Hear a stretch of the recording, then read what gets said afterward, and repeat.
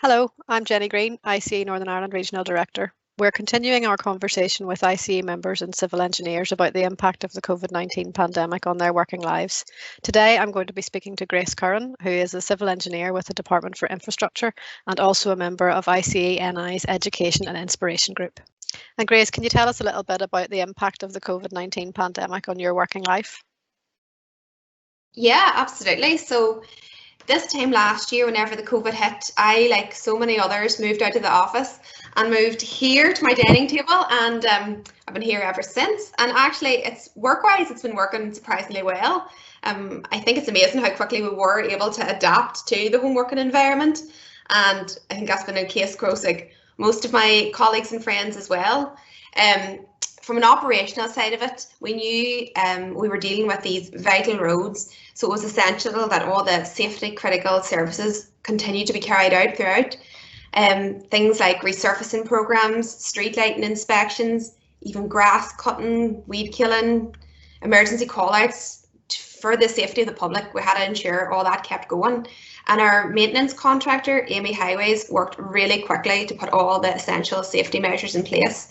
In their depot, as well as the standard sanitising stations and signage. They also introduced a one-way system, and very early on, people were required to wear masks when not at their desks.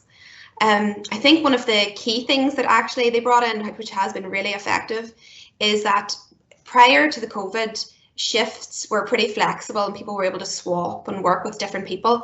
But once the COVID hit, it was very strict that people would work on the same shifts.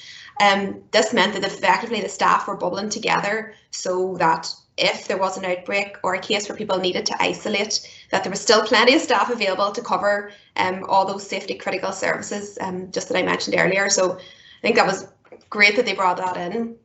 And in terms of the department, despite the pandemic, they have really delivered a great amount of work.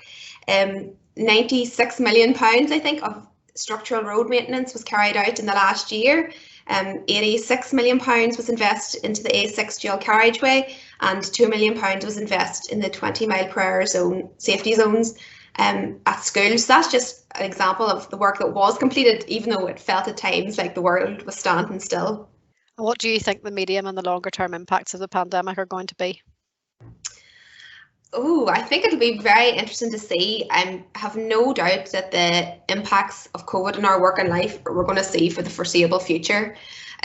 One thing I think of is that although we're feeling very trapped at home at the minute, a little bit maybe, the flexibility that we have realised that flexible working does work. I think flexible working has been sort of talked about for years and maybe it was slowly been introduced, and COVID has just given it that giant push upon us, and I think the results have been very good. Like, we've realised we can work just as effectively at home, and productivity, doesn't need to be impacted just because somebody isn't in the office.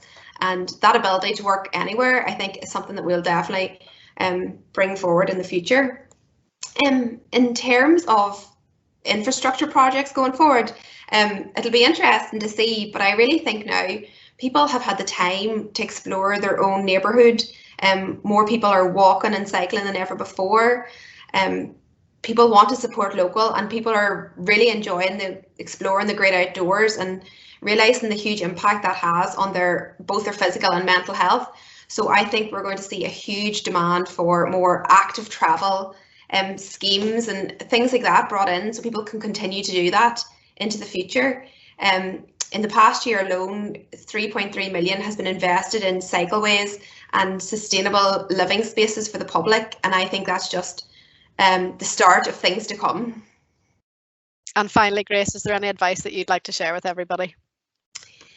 Okay, advice. Well, I think that we have proven as an industry that we can still deliver projects even under extremely difficult circumstances, and I think that's such a credit to the resilience of our industry and to all the staff, consultants and contractors have really done an amazing job in keeping things progressing. Advice I think I would give would be not to lose that personal touch.